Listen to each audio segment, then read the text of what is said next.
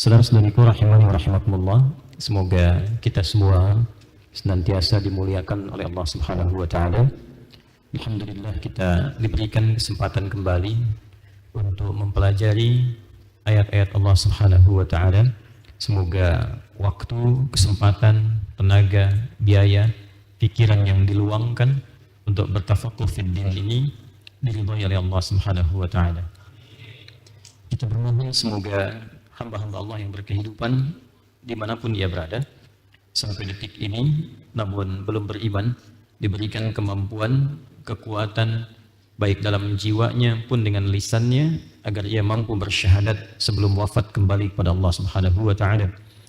Dan semoga para pelaku maksiat diberikan kekuatan oleh Allah untuk bertobat dan menjadikan sisa hidupnya lebih baik, hayatan thayyibah, dan insyaallah kita semua wafat dalam keadaan husnul khatimah. Pertemuan kali ini kita akan melanjutkan bahasan kita masih di pengkajian surah Al-Baqarah. Sekarang kita akan masuk di ayat ke-24. Tadi masuk di tes nggak? Tes ya. Pantas ada celah-celah kekosongan sedikit. Baik. Tidak terjadi penumpukan di samping ya. Baik. Kita masih konsisten ya. Insya Allah konsisten. Istiqomah itu penting. Istiqomah itu mahal.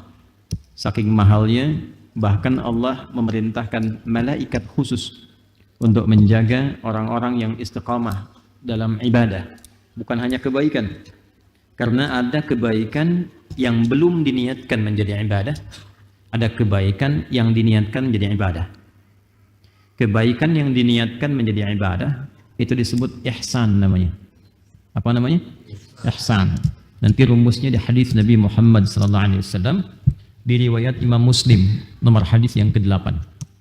Al-Imam An-Nawawi mengutip hadis itu, dicantumkan dalam Al-Arba'in An-Nawawiyah dari 42 hadis, itu nomor hadis yang kedua. Dikenal dengan hadis Jibril. Ketika ditanya Rasulullah SAW, "Mal ihsan?" Apa itu ihsan? Maka beliau menjawab, "An ta'budallaha ka'annaka tarah, fa in lam takun tarahu fa innahu yara." Perhatikan cara menerjemahkan ya. An ta'budallaha ka'annaka tarah. Engkau menjadikan setiap aktivitasmu sebagai ibadah karena Allah. Kan? Engkau menjadikan seluruh aktivitasmu sebagai ibadah karena Allah. Jadi bukan hanya sekedar engkau menyembah Allah. Bukan. Tapi yang dimaksud menyembah Allah itu secara total dalam semua kegiatan kita. Itu yang dimaksud menyembah secara kafah. Itu ada di Al-Baqarah ayat 200 yang ke-8. 208. Ya ayyuhalladzina amanu dkhulu fis silmi kafah.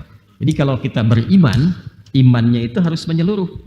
Jangan saat di masjid beriman, imannya pakai juga di mata, pakai di telinga, pakai di lisan sampai ke ujung kaki. Karena itu sering saya katakan kalimat-kalimat di Quran, ayat-ayat yang menerangkan tentang fungsi tubuh pun itu dibuka dengan kalimat iman. Mata kan masih ingat? Qul lil mu'minina yaghuddu min absarihim. Sebelum menyebutkan fungsi mata untuk memandang, imannya dulu. Nah, ini yang dimaksudkan menggunakan pandangan dengan iman sehingga pandangan itu menjadi ibadah. Ini ibadah itu bukan hanya saat sholat, saat baca Al-Quran, saat puasa, tidak. Semua aktivitas orang beriman itu menjadi ibadah. Memandangnya ibadah, mengucapnya ibadah, itu berucap itu ibadah itu. Karena itu dihisab. Kalau bukan ibadah nggak akan dihisab. Kan? Kalimat nabinya kan viral kan? Man kana yu'minu billahi wal yaumil akhir falyaqul khairan aw liyasmut. Siapa yang masih merasa beriman kepada Allah dan dihisab di yaumul akhir. Jadi kalau ada kalimat yaumul akhir bukan hanya menunjukkan pada kiamat, tapi menunjukkan kepada hisab. Dan merasa lisannya akan dihisab oleh Allah. Di hari kiamat nanti, maka gunakan lisan itu untuk berkata yang baik, tak mampu diam, supaya ringan hisabnya. Lihat ya, nanti sampai ke ujung kaki itu, kalau kita baca Quran dengan teliti, kita temukan isyarat-isyarat itu. Sampai jalan pun itu disifati dengan sifat penghambaan. Ya, sifat yang menjadikan kita sebagai hamba, kitanya secara pribadi disebut abdun, jamaknya disebut ibadun. Saat kita berjalan saja, itu oleh Allah dibedakan antara hamba Allah yang beriman dengan hamba Allah yang belum beriman atau belum kuat imannya. Wa ibadur rahmanil ladzina yamshuna 'alal ardi hauna wa idza khatabahumul jahiluna qalu salama. Jadi dari ujung kepala sampai ujung kaki, aktivitas kita itu ibadah. Berpakaian itu ibadah. Karena itu, semua tindakan kita dari bangun tidur sampai tidur lagi, itu terukur, ada bimbingannya. Dan itu Anda hanya akan temukan dalam Islam. Semua kegiatan, dari bangun tidur sampai tidur lagi, ada tuntunannya, ada ukurannya, sehingga dengan tuntunan itu berubahlah kegiatan itu menjadi ibadah. Bangun tidur itu kita sudah ada ibadahnya. Makan ada ibadah, ke toilet ada ibadahnya, berpakaian ada ibadahnya. Nah, tuntunan yang menyertai semua tindakan itu yang sering kita namakan dengan doa. Doa itu menjadikan perbuatan menjadi ibadah. Kalau tak mampu atau belum paham doanya, maka minimal kata Nabi baca bismillah. Kullu amrin dzibarin la yubda'u fihi bi bismillahirrahmanirrahim fahuwa abtar atau fahuwa aqta. Setiap perbuatan baik yang tidak diniatkan karena Allah, ya, tidak disebutkan bismillahirrahmanirrahim, fahuwa abtar, maka terputus nilai ibadahnya sehingga tidak punya nilai di sisi Allah Subhanahu wa taala. Hanya jadi rutinitas saja. Maka semua kegiatan yang ditujukan sebagai ibadah karena Allah, namanya apa tadi? Ihsan. Nah, kalau ihsannya ingin sempurna, karena ihsan pun nanti punya ukuran. Ada yang betul-betul khusyuk ibadahnya. Ada yang 75%, ada yang 50%, ada yang 25%. Kayak sholat tadi kan ya? Ya, apakah 100% ingat kepada Allah? Belum tentu itu. Ada yang saat takbir ingat, saat ruku ingat sendal. Ya? Bisa terjadi ya? Nah, jadi itu macam-macam nanti orientasinya. Nah, ihsan itu kalau ingin kita melatih diri supaya semua kegiatannya optimal, kita fokus tersambung dengan Allah, maka rasakan semua aktivitas itu diawasi oleh Allah. Itu yang dimaksud anta'budallaha ka'annaka tarah fa illam takun tarahu fa innahu yara. Engkau jadikan semua aktivitasmu sebagai ibadah kepada Allah dan merasakan engkau diawasi oleh Allah sekalipun engkau tak mampu menatapnya. Itu terjemahan yang mungkin lebih sesuai untuk dipahami. Jelas ya? Nah, kebaikan yang belum tentu dikerjakan sebagai ibadah, tindakannya disebut ma'ruf. Sifatnya disebut dengan khair. Jelas di sini? Ya, perangkat fisiknya disebut dengan thayyib. Kalau sudah menyatu thayyib, khair, ma'ruf, maka ketiganya disatukan, diniatkan karena Allah menjadi ihsan. Kalau keempatnya disatukan, thayyib, fisiknya kuat, bagus. Khair, sifatnya bagus. Sifat itu ya jujur, sabar. Harus dilatih sehingga punya sifat-sifat itu. Dioptimalkan oleh kita karena bawaan sifat itu sudah ada berupa potensi dalam diri kita. Kita itu punya potensi untuk sabar. Ya kan? Apalagi orang Indonesia kan? Ya kan? Saya sering katakan, sering saya ilustrasikan. Di Jepang banjir repot. Di kita banjir alhamdulillah, dipakai berenang kan? Kesabarannya tinggi, tapi itu butuh latihan. Jujur itu sifat. Ya, rendah hati itu sifat. Nah, itu perlu dilatih. Ketika itu menjadi sikap, maka berubah menjadi ma'ruf. Thayyib, khair, ma'ruf, ihsan. Keempatnya disatukan menjadi saleh namanya. Jadi apa? Saleh. Itu yang kita harapkan menjadi orang saleh. Jadi pribadi yang saleh, anak yang saleh, suami saleh, istri salehat dan seterusnya. Jadi saleh itu asalnya mengumpulkan 4 sifat tadi. Karena itulah setiap kita menemukan kalimat saleh atau salihat atau amal saleh dalam Al-Quran, seringkali kita dapati bersanding dengan kalimat iman. Ya ayyuhalladzina amanu. Iman dulu, terus latihan amal tuh. Kutiba alaikumusiyam misalnya. Konsep umumnya kita ambil di Al-Asr misalnya. Quran surah 103. Wal 'asr innal insana lafi khusr illa alladzina amanu. Setelah itu wa amilus shalihat. Kalau konsisten dijaga iman dan amal saleh, 2 ini saja. Iman amal saleh, iman amal saleh, bangun tidur pakai iman, keluar amal saleh. Berpakaian pakai iman, keluar amal saleh. Nanti keluar dari masjid pakai iman, keluar pasti amal saleh. Nanti ada cirinya dari perilaku itu. Kalau keluar masjid pakai iman, amal salehnya nanti yang keluar kaki kiri dulu tuh. Lalu keluar di lisannya doa. Ya. Kalau masuk pakai iman, yang masuk kaki kanan dulu tuh.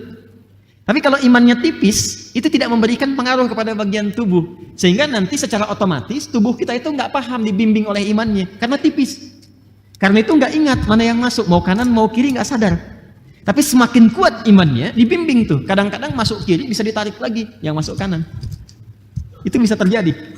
Ya, ini yang saya maksudkan. Kalau konsisten kita mengerjakan itu sampai dengan meninggal, itu yang diberikan kabar gembira oleh Allah di ayat ke-25 surah Al-Baqarah.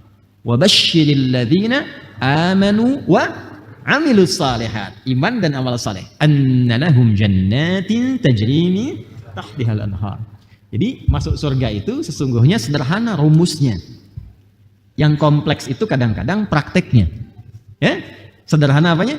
Rumusnya tinggal konsisten beriman dan beramal saleh. Untuk konsisten itu kita butuh kekuatan, butuh pondasi, dan pondasi yang terbaik untuk membuat kita konsisten dalam beramal tiada yang lain kecuali pengetahuan. Karena itu iman dengan ilmu itu satu sandingan. Kalau Anda belajar ilmu saraf, nanti ada istilah qalbun. Ya, qalbun itu nanti pertukaran atau perpindahan huruf.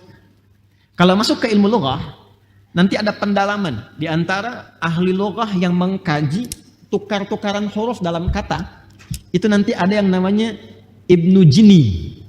Ya, Ibnu Jini punya kitab namanya Al-Khasais. Yang bisa bahasa Arab boleh googling kitabnya, namanya Al-Khasais. Karya Ibnu Jini, 3 jilid. 3 jilid. Ya. Menariknya, itu beliau menganalisis setiap pertukaran kata. Misal begini. Ilmu itu kan hurufnya ain, lam, mim kan? Ya kan? Ilmun ain, lam, kemudian apa? Mim. Coba. Sekarang kalau dibalik, ditukar-tukar. Ada ain, lam dengan mim. Coba mimnya kita ketengahkan, lamnya kita ke ujungkan. Alima ilmun, mimnya ke depan kan, ke tengah. Jadi apa? Amila, jadi amal. Ya. Nah, selalu ada keterkaitan. Jadi ini yang menjadikan satu istilah muncul. Ilmu tanpa amal itu ibarat pohon tak berbuah. Amal tanpa ilmu kosong, bisa berantakan. Karena itu seperti sayap burung keduanya. Kalau satu bermasalah, itu tidak akan terbang. Alhamdulillah. Jadi antara amila dengan alima itu selalu bersanding. Bahkan tauhid pun kalau ingin beramal pakai ilmu dulu. Quran surah Muhammad SAW, surah 47 di ayat 19. Sebelum kita la ilaha illallah, itu kan amalan pertama lisan kan? La ilaha illallah. Kalau ingin kuat pondasi la ilaha illallahnya, maka pakai ilmu. Maka ayatnya berbunyi fa'lam annahu la ilaha illallah. Fa'lam itu fi'il amr. Ya, perintah. Maka cari ilmu. Itu bahasa tafsirnya, cari ilmu. Ketahuilah itu kan harus tahu. Kan? Cari ilmu, cari tahu, cari kekuatan. Annahu untuk mengokohkan, menguatkan syahadatmu. Sehingga engkau bisa kokoh syahadat dalam dirimu dengan mengucapkan la ilaha illallah. Jangan sampai la ilaha illallah dikasih sarung pindah. Kan dikasih jabatan pindah. Dikasih kalimat angin surga, aku mencintaimu, pindah. Kenapa? Karena kurang pengetahuan. Karena itu untuk mengokohkan amalan kita itu butuh tambahan pengetahuan. Dan pengetahuan terbaik, hati-hati, adalah pengetahuan yang dicari menggunakan iman. Awas nih ya. Jadi iman itu nggak pernah putus. Nggak pernah putus. Kalau kita sudah mengatakan beriman, maka ukuran setiap tindakan kita itu adalah iman. Bicaranya pakai iman. Beda antara bertutur dengan iman dengan tidak menggunakan iman itu beda. Akan lain. Menulis itu pakai iman. Bekerja itu pakai iman. Termasuk mencari ilmu pun pakai iman. Dan indahnya ketika seseorang datang ke majelis ilmu dan mencari ilmu itu menggunakan iman, maka yang pertama kali diangkat oleh Allah itu bukan ilmunya, tapi imannya. Iman dulu, baru ilmu ditambahkan. Itu yang dimaksud di surah Al-Mujadalah ayat yang ke-11. Yarfa'illahu alladhina amanu minkum walladzina utul ilma darajat. Itu kan tidak berdiri sendiri, ayatnya dibuka dengan panggilan untuk mendatangi majelis ilmu. Ya ayyuhalladzina amanu idza qila lakum tafassahu fil majalis. Hai orang-orang yang beriman, imannya dulu kan disebutkan. Baru orang beriman itu suka men-share majlis-majlis ilmu. Ya walaupun dia tidak punya kesempatan untuk datang, dia berusaha maksimal untuk mendapatkan bagian pengetahuannya. Minimal dia share. Kalau dia hadir, dia berbagi itu. Bagi tempat, diluas-luaskan, ya. Itu maknanya bisa banyak. Tapi itu ciri iman, ketika itu dilakukan dengan benar, mengangkat derajat, maka yang diangkat oleh Allah pertama kali itu imannya. Karena itu kalau kita belajar ke majelis ilmu dengan baik, saya sering katakan, yang pertama berpengaruh kepada jiwa kita itu adalah peningkatan iman. Lebih senang kepada ibadah, lebih yakin untuk berkhidmat dalam nilai kebaikan, lebih dekat dengan Allah. Nanti dari kekuatan itu muncul dorongan terus untuk belajar, bertambahlah kemudian pengetahuan. Jelas sampai sini? Baik. Jadi hal-hal yang ingin saya maksudkan di sini sebelum kita belajar dan masuk meneruskan kajian kita, saya ingin katakan yang pertama, apa yang akan kita pelajari hari ini itu bukan hal yang ringan. Tapi hal yang mampu menguatkan iman kita sekaligus akan menentukan kualitas amal kita. Ingat itu ya. Hal yang mampu menguatkan iman dan meningkatkan kualitas apa? Amal. Benar belajarnya, kuat imannya, bagus amalnya. Salah belajarnya, lemah imannya, dan akan punya persoalan dalam amalannya. Karena itu ikhlaskan niat kita kepada Allah Subhanahu wa taala. Kemudian tepikan segala hal yang tidak berkaitan dengan apa yang akan kita pelajari, dan tidak ada yang paling indah untuk kita pelajari kecuali pokoknya adalah Al-Qur'an. Qala Rasulullah sallallahu alaihi wasallam, khairukum man ta'allama al-Qur'ana wa 'allamah. Yang terbaik di antara kalian adalah orang yang mampu belajar Al-Qur'an dengan sungguh-sungguh serta mengamalkan apa yang telah ia pelajari itu. Sebelum saya masuk kepada apa yang akan kita pelajari, perhatikan bahasa hadisnya. Nabi tidak mengatakan man darasal Qur'an. Nabi mengatakan khairukum man ta'allama. Apa artinya darasa? Darasa apa artinya? Darasa ya darusu, dirasa, darsun. Belajar. Kalau ta'allama apa? Ta'allama apa? Ta'allama ya ta'allamu ta'alluman. Apa ta'allama? Belajar juga. Tapi kenapa Nabi menggunakan di situ kalimat ta'allama, bukan darasa? Nanti ilmunya di ilmu lughah itu ada kaidah begini. Ziyadatul mabna tadullu ala ziyadatil ma'na. Ziyadatul mabna, bertambahnya satu huruf dalam rangkaian kalimat, tadullu ala ziyadatil ma'na, akan menunjukkan kepada perubahan makna yang tidak sama. Apalagi kalau kalimatnya berbeda. Sekarang saya tunjukkan darasa dengan ta'allama, kalimatnya sama atau tidak? Beda. Yang satu darasa, yang satu ta'allama. Kok maknanya bisa sama? Belajar. Yang kedua, pendek mana bacaannya dari segi hurufnya, jumlah hurufnya? Darasa satu atau ta'allama dua? Darasa kan? Baik. Nah, singkatnya begini. Kalau disebutkan darasa, itu makna asalnya, ya, makna pokoknya menunjukkan pada pembelajaran yang sifatnya umum tapi dasar. Ya kan? Dasar. Makanya darasa itu dalam bahasa Arab itu selalu ringan-ringan. Tempatnya disebut madrasah. Gurunya disebut mudarris. Itu derivasinya. Ya, darasa yadrusu darsan wa dirasatan fa huwa darisun. Ya kan? Ya, wa dzaka madrusun. Nanti ada mudarris yang mengajarkannya. Tempatnya madrasah. Makanya disebut madrasah itu pelajarannya ringan-ringan. Coba SD bahasa Arabnya apa? Madrasah ibtidaiyah. Ya? Kalau SMP madrasah i'dadiyah atau tsanawiyah di Indonesia. Kalau SMA madrasah aliyah MA kan?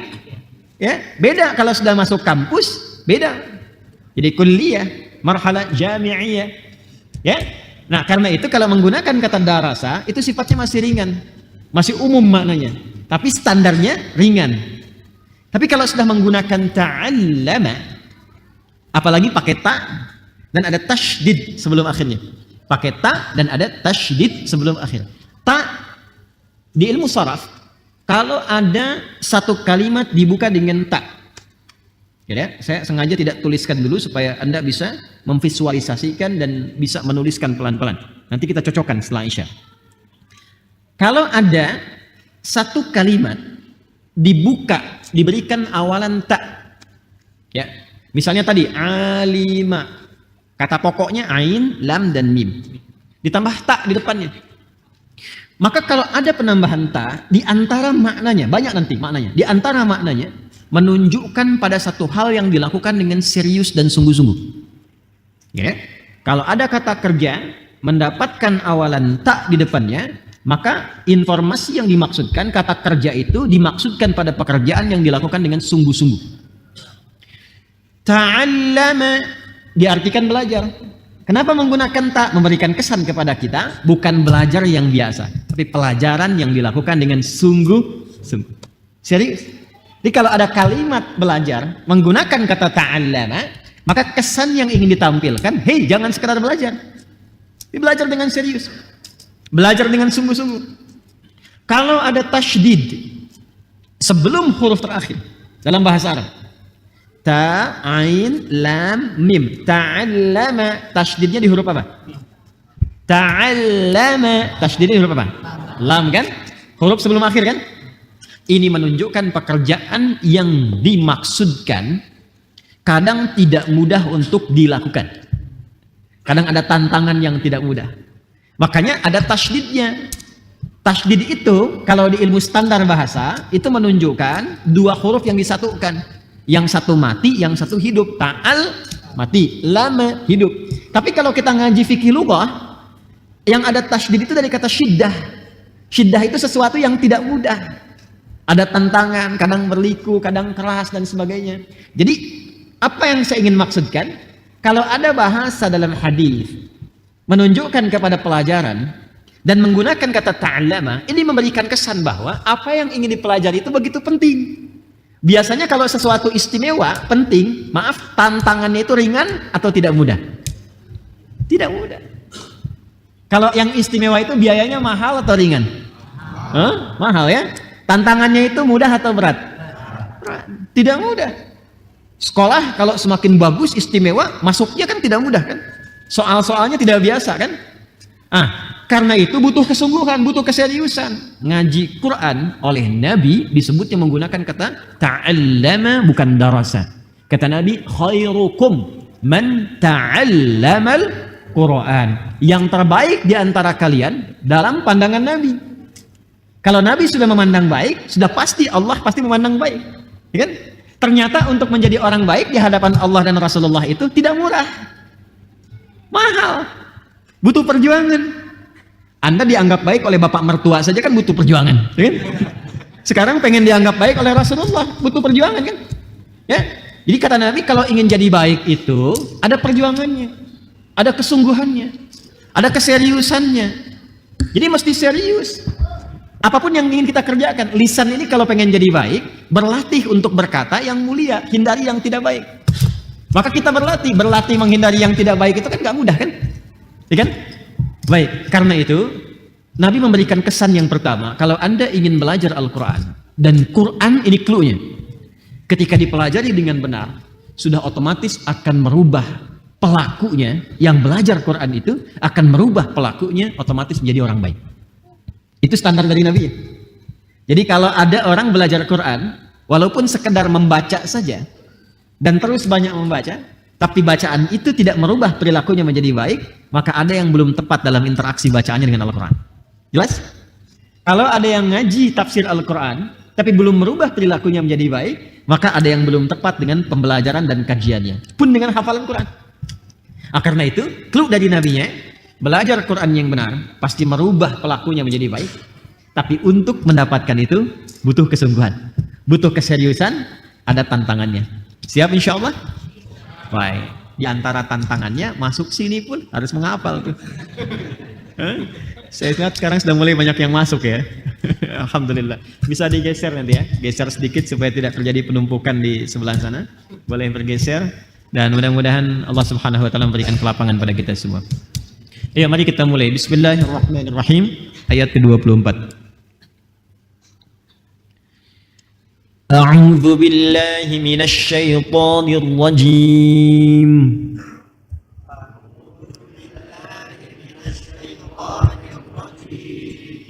Bismillahirrahmanirrahim. Bismillahirrahmanirrahim.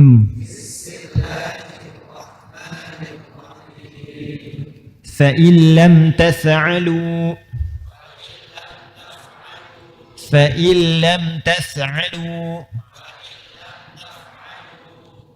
bukan in tapi idgham bila gunnah dengungnya nggak ada. In ketemu dengan lam, ya, hurufnya cuma ada dua, lam dengan ra. Kalau ada nun mati ketemu dengan salah satu huruf lam dan ra, maka nunnya nggak usah bunyi, langsung ke huruf lam atau ra-nya. فَإِن لَمْ تَفْعَلُوا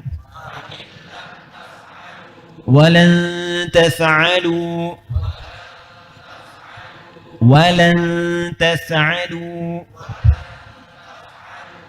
فَاتَّقُوا النَّارَ الَّتِي Fa itu di sini, yang bibir bawah itu lipat sedikit. Fa. Fattaqun narallati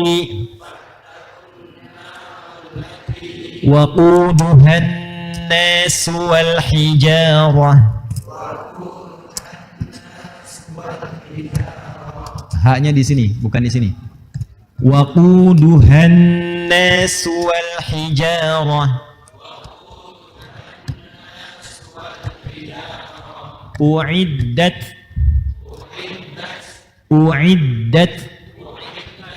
Ain di sini sedikit. Uiddat. Gak usah dibuat-buat, jadi takalluf namanya. Ya, Uiddat lil kafirin.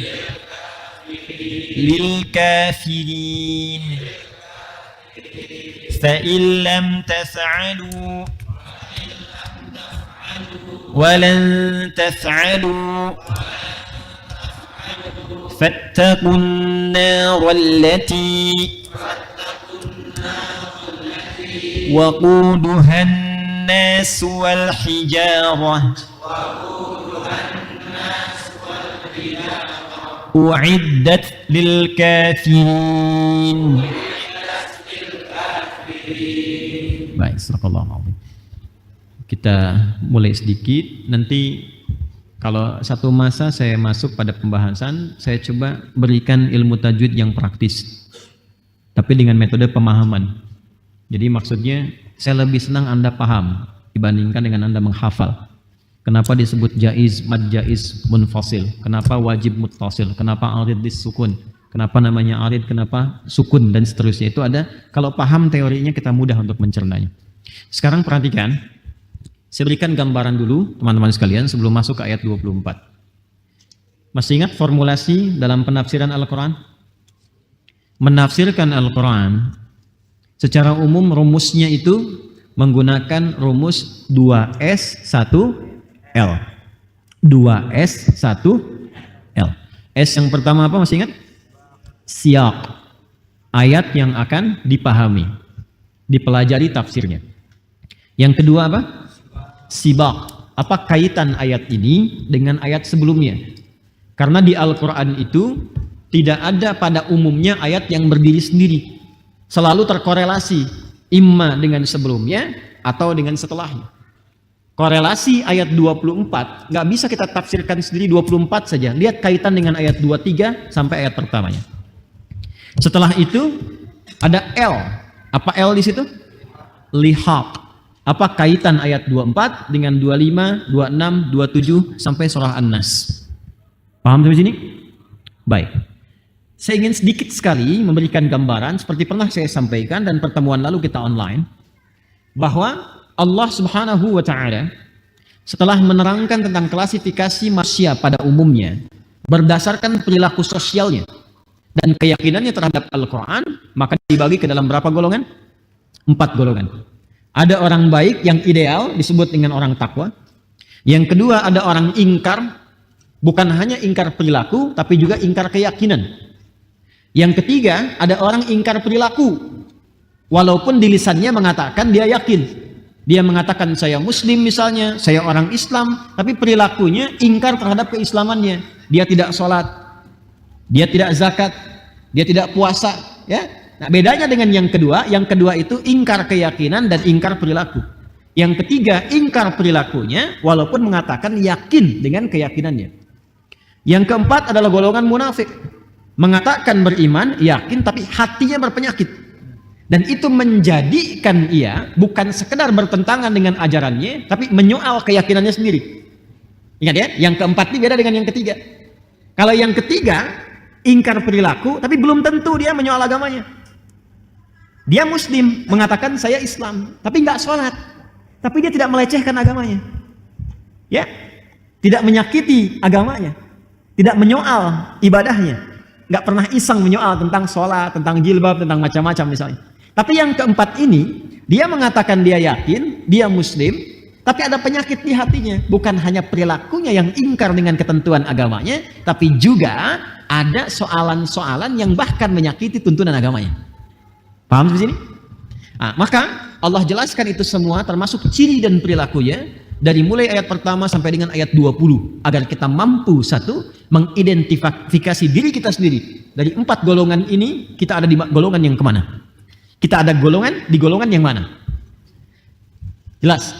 1 sampai dengan 20. Setelah itu Allah menginginkan dengan sifat Rahman dan Rahimnya, sifat kasihnya tanpa batas, sifat sayangnya yang sangat mendalam, diinginkan semua hamba menjadi golongan yang pertama.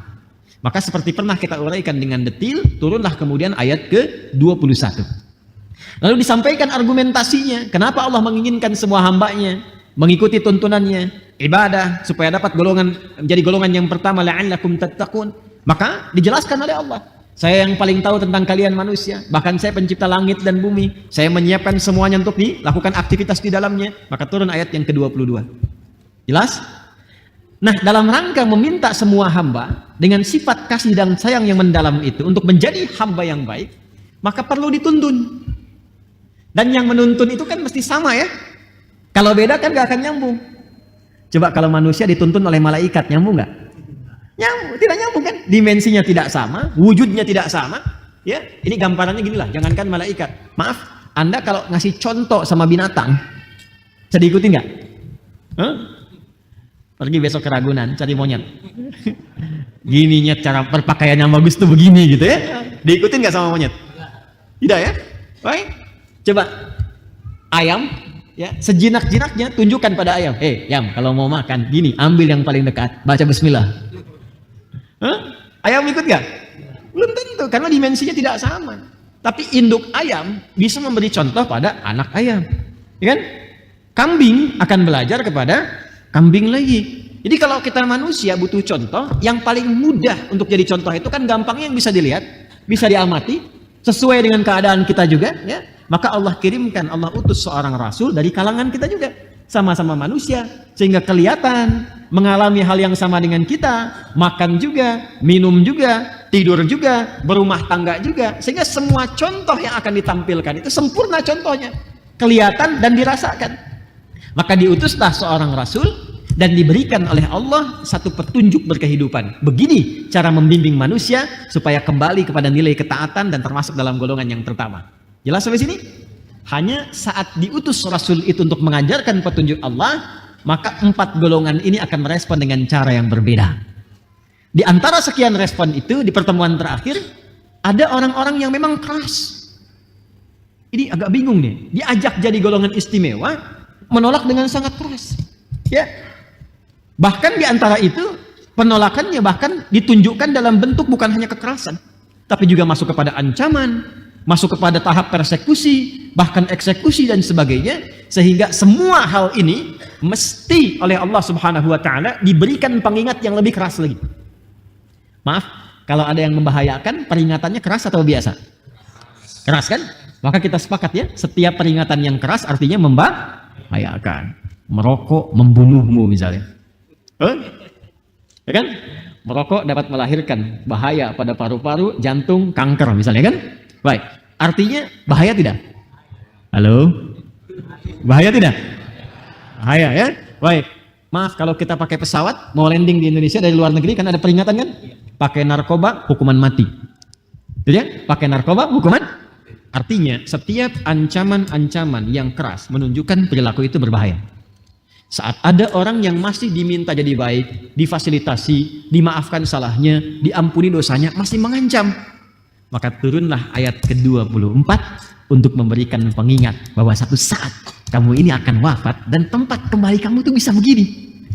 Bagaimana cara Allah menghadirkan pengingatnya? Seperti apa kita bisa memahami kedalaman maknanya? Itu yang akan kita kaji pada Isya nanti insyaallah dari bacaan yang tadi kita uraikan. Subhanakallahumma bihamdika asyhadu an la ilaha illa anta astaghfiruka wa atubu ilaik. Assalamualaikum warahmatullahi wabarakatuh. Saudara-saudaraku, kita telah menunaikan sholat Isya berjamaah waktu Indonesia bagian Bekasi beserta amalan sunnah yang menyertainya. Semoga sholat dan ibadah kita diterima oleh Allah Subhanahu wa taala. Kita juga tentunya turut menghimbau dan mendoakan agar saudara-saudari kita di berbagai tempat yang terhubung dengan ta'lim di malam hari ini dan sudah mendekati waktu salat Semoga diberi kemampuan, kekuatan untuk menunaikan salat dengan khusyuk karena Allah Subhanahu wa taala. Baik, kita akan coba lanjutkan. Ketika Allah Subhanahu wa taala dengan kedalaman kasih dan keluasan sayangnya menginginkan setiap hamba-hambanya berada dalam kondisi yang baik, dekat dengan sifat-sifat mulia takwa, serta berpeluang meraih kesuksesan dunia dan kebahagiaan akhirat, diturunkan, dipilih, ditetapkan di setiap generasi seorang nabi dan rasul untuk membimbing umat nabi rasul itu guna mengikuti kurikulum kehidupan yang telah Allah ajarkan kepada nabi atau rasul yang dimaksudkan. Maka kita sebagai generasi terakhir yang berkehidupan di bumi sampai kehidupan ini berakhir, alhamdulillah dianugerahi oleh Allah Subhanahu wa taala rasul yang sangat istimewa, sangat mulia, yaitu Nabi Yuna Muhammad sallallahu alaihi wasallam. Karena beliau seorang yang istimewa, seorang yang sangat mulia, maka tempat lahirnya pun lahir di tempat yang mulia, dan singkatnya kurikulum yang Allah berikan kepada beliau, hudannya yang diajarkan kepada umatnya juga termulia, namanya Al-Quran. Syahrul Ramadan alladzi unzila fihi Quran. Jadi secara singkat, Al-Quran itu dianugerahkan oleh Allah Subhanahu wa taala kepada kita melalui pengajaran Rasulullah sallallahu alaihi wasallam, bukan sekedar kitab bacaan. Ingat ya, cara memosisikan Al-Quran itu sebagai kurikulum kehidupan. Al-Quran firman siapa? Jadi sumbernya dari mana? Nah, karena itu dalam membaca pun harus menghadirkan rasa itu. Kalau ingin kita mengaji Quran khusyuk, rasakan yang kita baca itu adalah surat langsung yang Allah berikan kepada kita. Karena itu seringkali terjadi hal yang unik. Pernah nggak mengalami peristiwa begini? Sedang punya persoalan, pengen baca Quran, tiba-tiba begitu buka, acak, kok ayatnya sesuai dengan yang saya alami? Pernah nggak begitu? Maka posisikan ayat itu sebagai surat dari Allah untuk memberikan solusi kepada kita. Tapi kalau ingin terukur, tidak begitu interaksinya. Itu kan sesekali yang terjadi kan, karena hidayah yang Allah berikan. Kalau ingin terukur, keluarkan kurikulumnya berdasarkan hajat kehidupan kita. Yang pokok apa, yang pilihan apa. Yang pokok itu yang menjadi kewajiban bagi semua hamba yang berkehidupan. Salat itu pokok ibadahnya, zakat itu pokok, puasa itu pokok, kan? Akhlak nanti ada bab yang pokok. Itu mutlak kita harus mendapati itu, keluarkan babnya. Tapi yang pilihan sifatnya sesuai dengan passion kita. Pilihannya apa? Jadi pebisnis kah? Birokrat, diplomat, di militer kah? Atau macam-macam yang lainnya, keluarkan sesuai kebutuhan kita.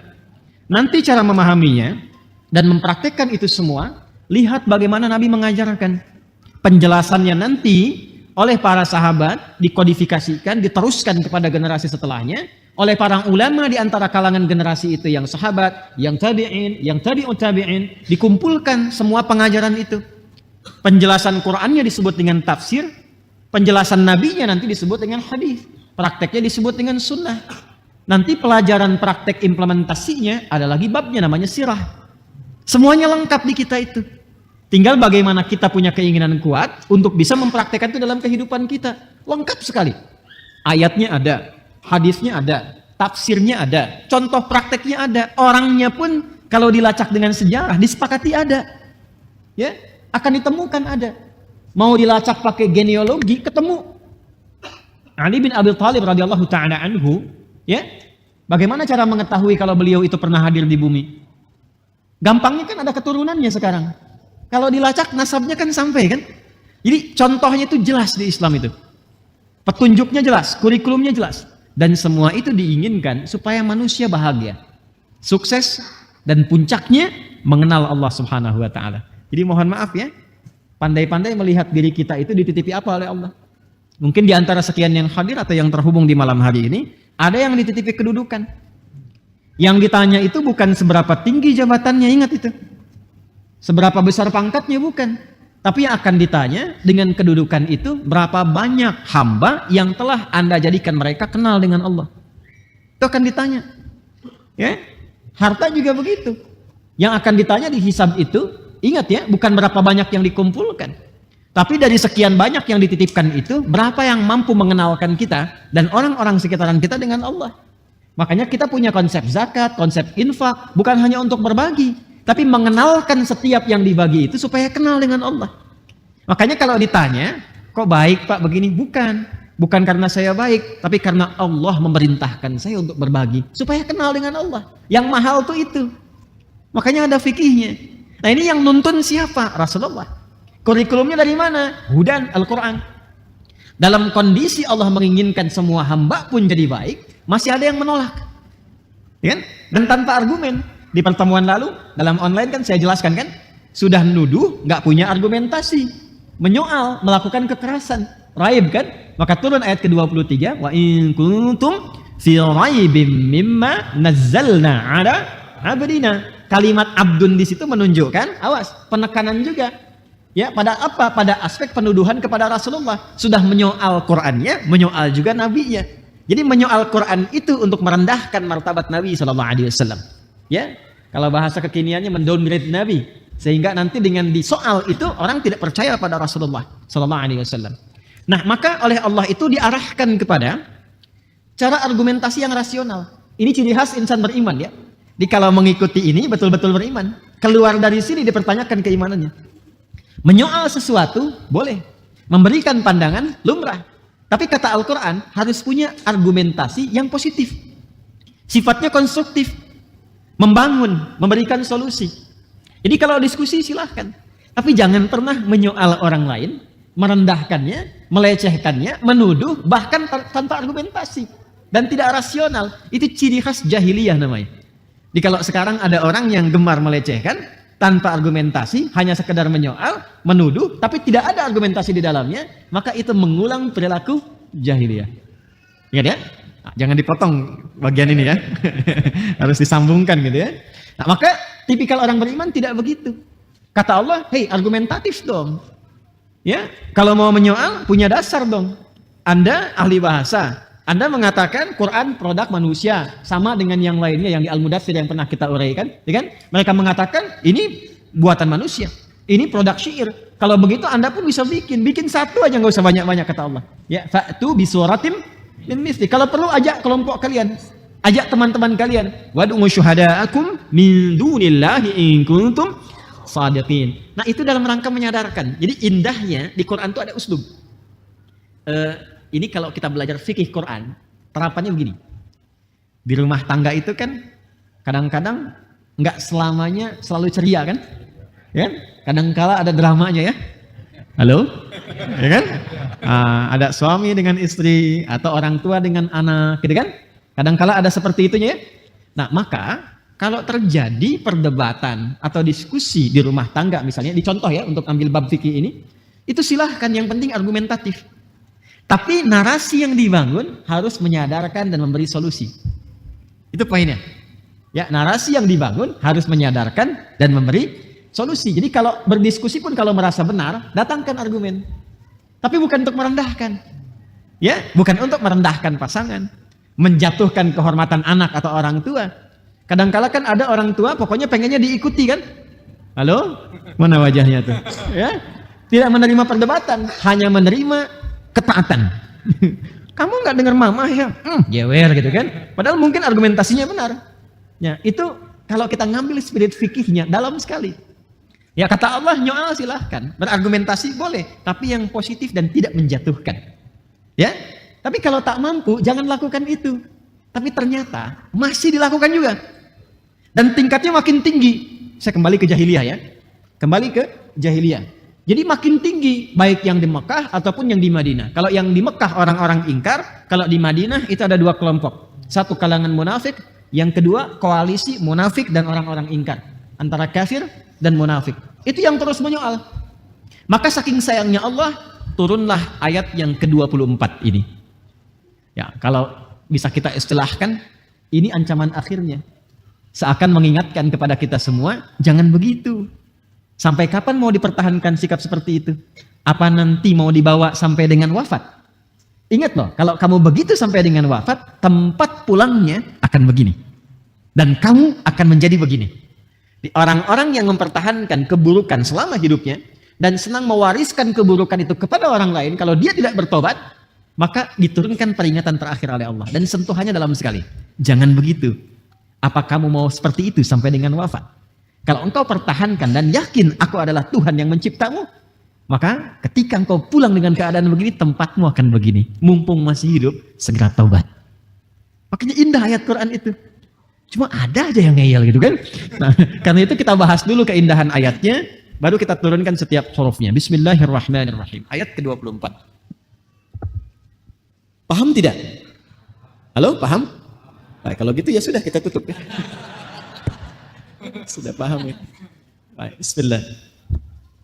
Bismillahirrahmanirrahim. Kita Arab dulu ya. Kita Arab dulu. Ya, yang Arab itu menganalisis setiap kalimat bahkan hurufnya dalam susunan ya, satu paragraf atau sebuah kalimat tertentu. Jadi setiap kata dianalisis posisinya apa, kedudukannya apa, kaitan antar maknanya apa. Itu ilmu Arab namanya. Ya.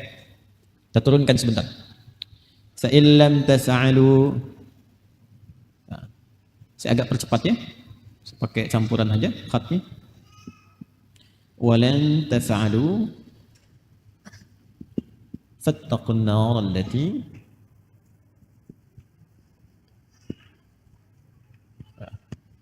waquduha an-nas wal hijarah. Nas wal hijarah. U'iddat lil kafirin. Ya. Ini campuran khatnya, ada khat nasakh dan ruk'ah. Quran surah kedua Al-Baqarah ayat ke-24. Ayo fokus sebentar. Diikuti saja. Kalaupun belum paham istilahnya, jangan lihat istilahnya. Tapi paham maknanya. Jelas ya? Baik, lihat sini. Fa illam taf'alu, kita analisis, kita keluarkan anatomi setiap katanya. Fa. Fa di sini harfu istinaf. Istinaf. Perhatikan. Mabniun 'alal fathi la mahalla lahu min al-i'rab. Harfu istinaf artinya huruf yang mengawali satu informasi. Membuka satu informasi baru. Jadi kalau kita ngaji Quran sampai ke ayat 23 berurutan kan? Maknanya terus sampai ke ayat 23. Argumentatif dong kalau merasa benar. Jangan asal duduk dan sebagainya. Selesai kan sampai di situ? Maka muncul informasi baru. Kalau kamu bertahan dengan sikap itu dan engkau bawa wafat, begini resikonya. Maka untuk membuka informasi baru itu yang memberikan kesadaran tambahan yang menguatkan dari sebelumnya, salah satu rumusnya dalam bahasa Arab dibuka dengan huruf fa. Jadi seakan memberikan kesan bahwa ini loh, yang paling akhir tuh saya buka, kalau kamu begini sampai dengan kamu wafat, kamu bawa pulang, akan terjadi. Jelas ya? Anda datang nih, melakukan kesalahan.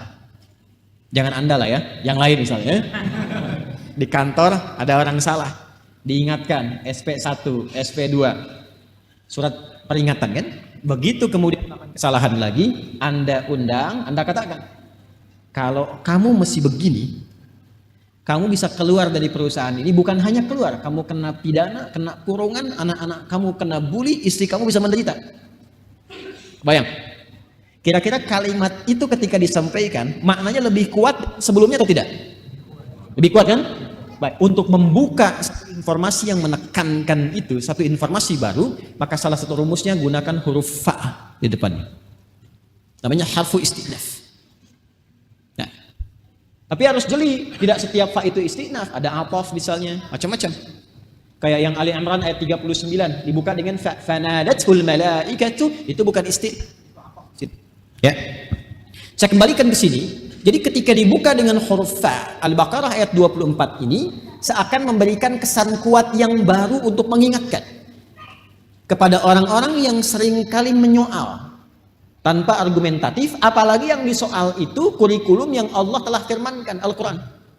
Ya. Dan merendahkan nabinya. Seakan-akan kalimatnya begini, saya tekankan ya, jangan lakukan itu. Jangan pertahankan itu sampai dengan kau wafat. Kalau memang kau merasa benar, datangkan semisal Quran itu, bikin argumentasi. Tapi fa in lam taf'alu, yarhamkallah. In harfu syartin wa jazmin. Harfu syartin wa jazmin. Paham? Tidak. Harfu syartin, yarhamkallah. Huruf yang menunjukkan syarat dari bahasa Arab. Tapi di sini maksudnya hubungan kausalitas, sebab akibat. Kalau terjadi seperti ini, dampaknya akan begini. Jika engkau begini, maka akan begitu. Nah, itu fungsinya in dalam bahasa Arab. Tapi ingat, kalau ada in menunjukkan hubungan kausalitas, sebab dan akibat, maka fungsinya bukan hanya menunjukkan keterkaitan antara dua peristiwa tertentu, tapi informasinya begitu ditekankan, jazm. Jazm itu sesuatu yang sangat kuat. Ya, kalau misalnya, kalau tekad itu disebut dengan azam namanya. Ya, tapi kalau perbuatan kuat disebut dengan jazm, sesuatu yang ditekankan dengan sangat kuat.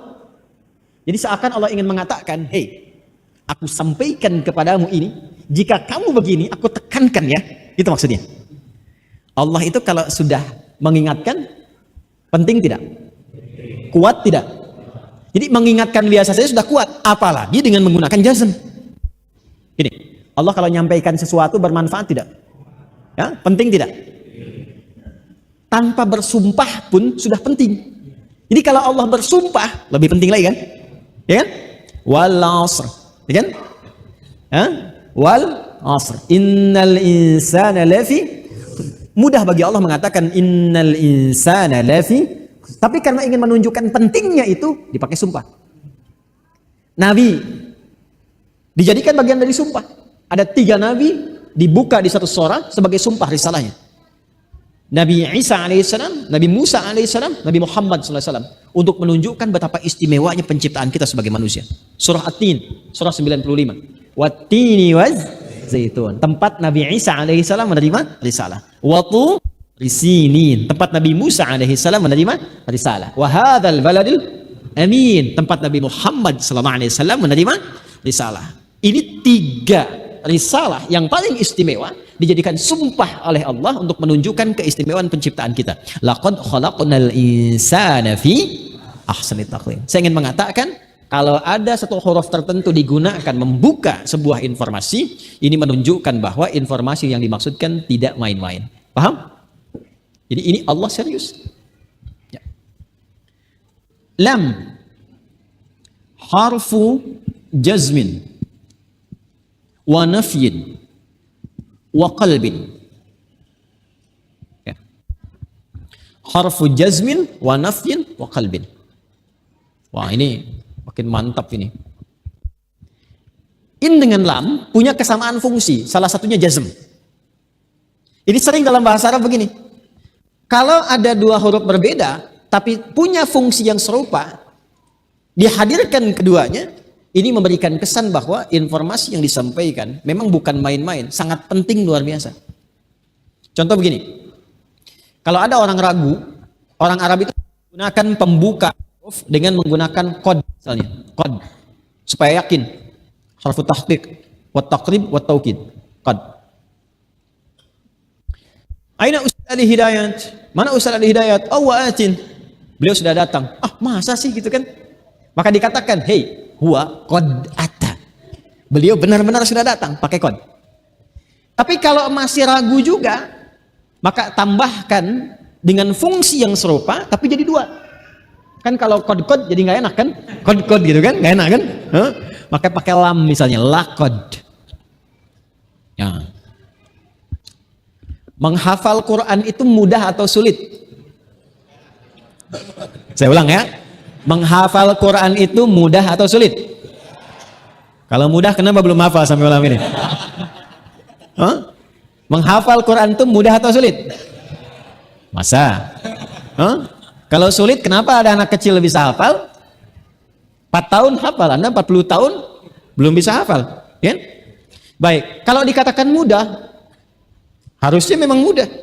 Mudah atau sulit? Mudah. Begitu lihat mushaf, oh mudah ya. Ya kan? Baik ya. Maka diberikan bimbingan sampai merasa enak, nyaman. Ya, Al-Fatihah lancar kan? Al-Baqarah ayat 1 sampai 5 lancar. Terus begitu nyampe ayat 282 sulit lagi kan? Wah, ini satu ayatnya satu halaman sendiri kan? Al-Baqarah 282. Tambah lagi motivasinya. Benar nih, betul-betul mudah. Yang lain aja bisa, kenapa kamu enggak? Karena itu ketika kita diminta menghafal Quran, pembukanya menggunakan lam dan qad sekaligus. Disebutkan 4 kali di satu surah. Surah 54 Al-Qamar ayat 17, ayat 22, ayat 32, ayat 40. Walaqad yassarnal Qur'ana lidzikri fahal mim muddakir. Itu kan. Nah, ini ada 2 jazm. Ini menunjukkan kesan bahwa di sini Allah begitu serius. Sampai-sampai mengingatkan, awas, yang dilihat itu bukan perilakunya. Awas, hati-hati. Bukan perilakunya, tapi siapa orang di balik ini yang masih ngotot berbuat itu. Nanti ada 2. Dan ini yang dewasa. Awas, hati-hati, bisa menular. Dan bisa didapatkan di setiap generasi. Jadi bukan hanya orang dulu yang menerima pengingat ini, yang terancam orang. Karena rumus tafsir mengatakan kalau disebutkan orang kejadiannya, maka peristiwa itu berpotensi lagi terjadi di setiap masa. Saya tanya, ada orang sekarang yang berani melecehkan Al-Quran? Ada? Ada yang berani melecehkan tafsir? Ada yang berani menyoal ajaran-ajaran dalam Islam? Bisa ditemukan. Nah, itu siapa? Nggak akan jauh dari 2 golongan ini. Maka kalau terdapat yang demikian, mesti hati-hati. Ya, saking sayangnya Allah diingatkan, jangan sampai kebiasaan itu kebawa wafat. Jelas di sini? Nah, itu jazm. Kemudian yang kedua, ini nafi. Nafi menafikan. Jadi bahasa Indonesia. Ya, meniadakan. Tidak mengakui sesuatu. Nanti saya tunjukkan. Qalbun, yang dimaksud qalbun di sini merubah satu fungsi dari yang tadi yang mudhari, kekinian, ke madhi, ke masa lalu. Jadi kalau ada kata kerja dimasuki oleh lam, maka maknanya pindah makna dari makna kini ke makna lalu. Dari present ke past tense. Jelas? Dari masa sekarang ke masa lalu. Contoh. Kataba menulis. Aktub. Ana aktub. Saya sedang menulis sekarang. Tapi kalau ada lam aktub. Itu menafikan dari dulu sampai sekarang saya nggak nulis. Dari dulu sampai sekarang ini saya nggak nulis. Jelas? Jadi kalau ada kata kerja diawali dengan lam, ini menunjukkan perbuatan itu dari sejak awal kapanpun sampai detik itu nggak akan pernah bisa terjadi. Jelas? Nah, kata Allah, kalau kalian memang merasa benar dengan klaim terhadap Quran bahwa itu produk manusia, bahwa itu rekayasa Muhammad SAW, bahwa itu produk budaya, kemudian disoal dengan tuduhan yang tidak berdasar. Kata Allah, kalau memang punya dasar, bikin seperti Quran, walaupun cuma 1 surah saja. Lihat maknanya, lihat sesuatu. Tapi kata Allah, saya tegaskan ya, saya ingatkan sekuat-kuatnya. Fa illam taf'alu, pakai lam. Kalau kalian tidak mampu melakukan itu, pakai lam. Seakan Allah memberikan isyarat dari awal dengan kepastian yang sangat, dari dulu pun sejak Quran diturunkan sampai dengan sekarang nggak akan pernah kalian bisa melakukan. Jadi sebetulnya tuduh karena tidak suka, melecehkan, merendahkan, bukan karena untuk membangun argumentasi, tapi untuk menjatuhkan orang lain. Sebetulnya orang seperti itu nggak punya argumen, dari sejak awal dia menuduh pun nggak punya argumen. Itu maksudnya. Jadi kalau sudah ada orang menyerang pribadi Anda, karena berdiskusi nyerang pribadi dan sebagainya, itu kata Al-Quran isyaratnya orang ini memang nggak punya argumentasi.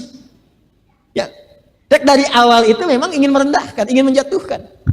Maka seperti orang dulu pernah melakukan hal yang demikian, kemudian Allah mengatakan fa illam taf'alu, maka kalau kamu nggak bisa melakukan itu, dan memang dari sejak awal pun engkau nuduh, engkau memang sudah nggak punya kemampuan begitu. Ini terhadap Quran itu sampai kapanpun kita nggak akan bisa menyoal. Kenapa? Karena firman Allah.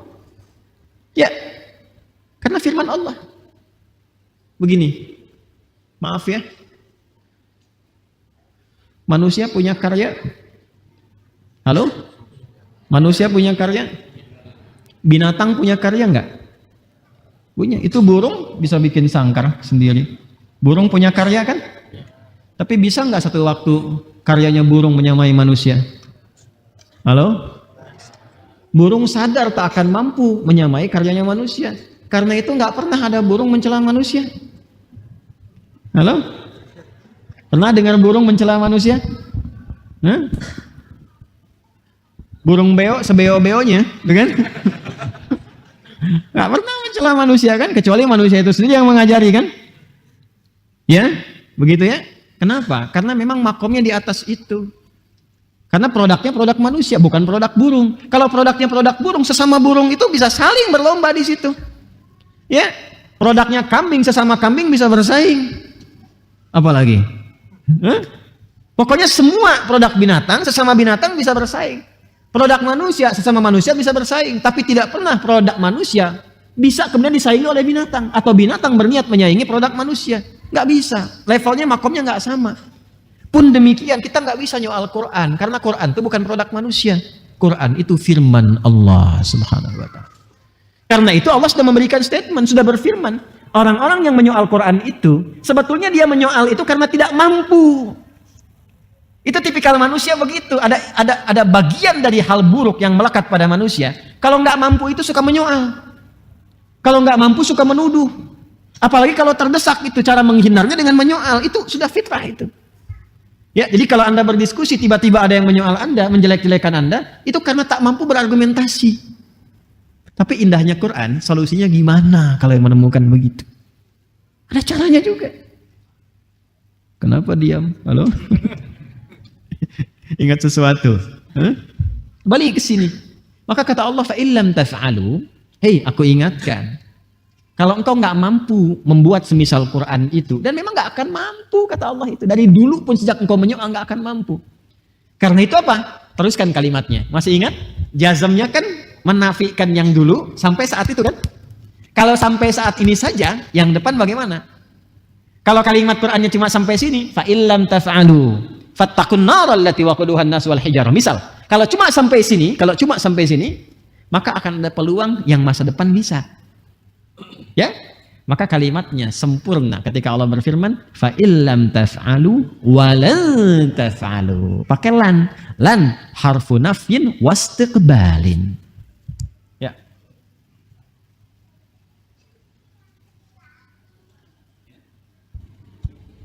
Harfu nafyin wastiqbalin. Ngajinya begini kita agak dalam gini. Dan di sini bukan pengulangan karena di Quran itu nggak ada pengulangan. Ingat ya? Di Quran tidak ada pengulangan. Anda jangan katakan kenapa taf'alunya diulang. Ini bukan pengulangan. Kalau diulang artinya ada yang belum jelas dan mustahil firman Allah nggak jelas. Paham? Firman Allah itu pasti jelas. Karena itu kaidahnya dalam ilmu tafsir, jika ada kata yang serupa ya di ayat yang berbeda atau bahkan di ayat yang sama, sebetulnya bukan pengulangan, tapi istilahnya taksisan lima'nan jadid. Kalimat yang serupa redaksinya tapi punya makna yang berbeda, pengantar kepada makna yang tidak sama. Contoh, lihat sini. Fa illam taf'alu wa lan taf. Di sini ada taf'alu, di sini ada taf'alu. Dua taf'alu kan? Kenapa disebutkan lagi taf'alunya? Taf'alu yang di sini dengan yang di sini itu nggak sama maknanya. Ini kalau kita ngaji Quran tuh indah sekali. Coba di surah Ar-Rahman ada berapa disebutkan? Fabi ayyi ala'i rabbikuma?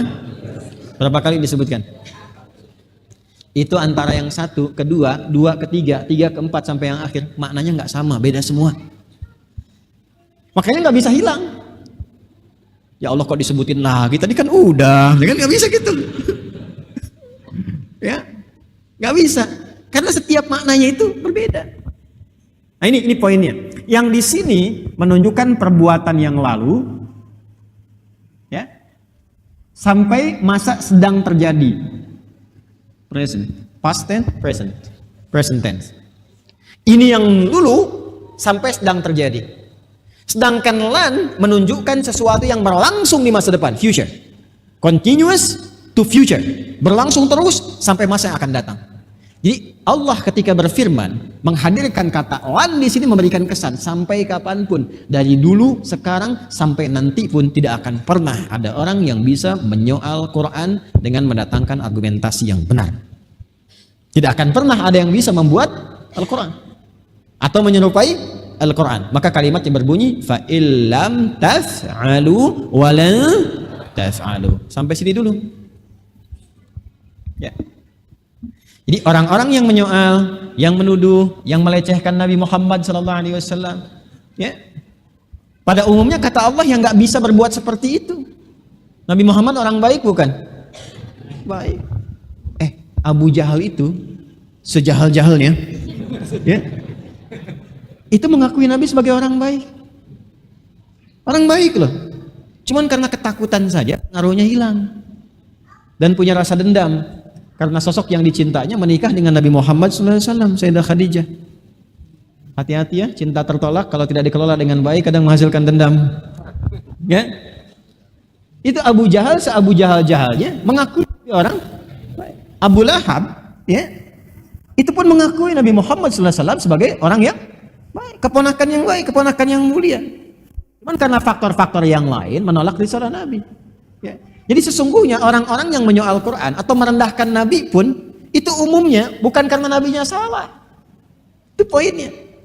Jadi kalau sudah merendahkan orang itu, apalagi yang disepakati sebagai orang baik, itu bisa dipastikan ada sesuatu yang kotor yang bersemayam dalam jiwanya. Maka oleh Allah kemudian diberikan peringatan yang sangat keras. Bahasa bebasnya begini, hei, apa yang kamu kerjakan ini gak ada manfaatnya. Dari sejak kamu tuduhkan, hati kecil kamu aja udah merasa bahwa itu perbuatan gak benar. Termasuk hati-hati kalau nuduh orang baik ya.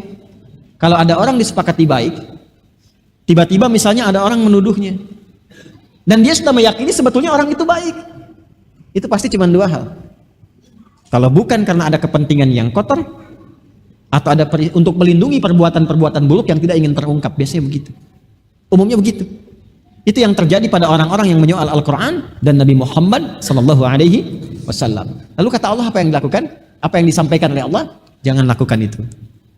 Kalau kamu yakin aku adalah Tuhan yang mencipta engkau, yang membentangkan langit dan bumi, yang menjadikan langit tanpa tiang, ya, menjadikan berbagai hal di bumi dari tanaman, bebatuan, macam-macam supaya engkau nyaman beraktivitas. Ayat 22. Kalau engkau meyakini semua itu, engkau pun yakin bukankah aku yang mewafatkan?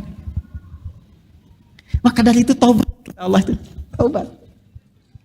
Sampai kapan sifat seperti ini mau dipertahankan? Bagaimana kalau sekarang kau meninggal? Bagaimana kalau saat ini kamu wafat? Maka takutlah. Nah, ini waspadalah. Waspadalah. Kewaspadaan yang melahirkan rasa takut yang mendalam itu diantara makna takwa salah satunya. Ya, kata kerjanya ittaqa yattaqi. Perintahnya ittaqi, jamaknya ittaqu. Kalau ingin cepat diberikan maka pakai fa. Fattaqu. Maka fa yang pertama dengan fa yang selanjutnya beda. Ya? Fa pembuka yang pertama fa, ya, fa illam taf'alu, fa-nya istinaf. Tapi yang di sini beda. Nah, ini menjadi jawab. Ini syarat, ini jawab syaratnya. Fa jawab syaratnya. Di sini mengingatkan, di sini jawabannya. Kalau memang nggak mampu kata Allah, jika bla bla bla maka begitu kan? Jika A maka B. Ini jawabannya. Nah, jawabannya yang paling penting karena menjadi pengingat. Kalau kamu begitu, aku akan begini. Kalau kamu tidak menghafal ayat 25 pekan depan, maka aku tidak akan mengadakan ta'lim di sini. Ya kan? Yang penting apanya? Ta'limnya kan? Ya kan? Karena bagi yang tidak menghafal, ya barangkali di luar kan? Bagi yang menghafal itu penting, bagi yang pengen ta'lim, yang penting bisa ta'lim kan? Karena pengen ta'lim itu dia menghafal. Jelas? Maka yang penting dari syarat dan jawab itu jawabnya. Karena kalau syaratnya udah pasti begitu, jawabnya yang paling penting. Kalau dibalikan ke sini begini, emang Anda itu memang nggak bisa nyoal Quran, emang udah nggak bisa. Yang paling penting itu kalau sudah memang yakin nggak bisa, sadar itu salah, cepat tobat karena ada ancaman di sini. Ini namanya jawab syarat. Jadi kalau ada syarat, yang pentingnya jawab syaratnya. Ini yang paling penting nih kalimat ini. Fattaqun nar allati waquduhan nas wal hijarah. Ini maka muncullah kemudian ini. Saya percepat saja. Kalau saya ngarap semua habis waktunya nanti. Ya. Fattaqun nar. Maka waspada dan takutlah. Demikian cara menerjemahkannya.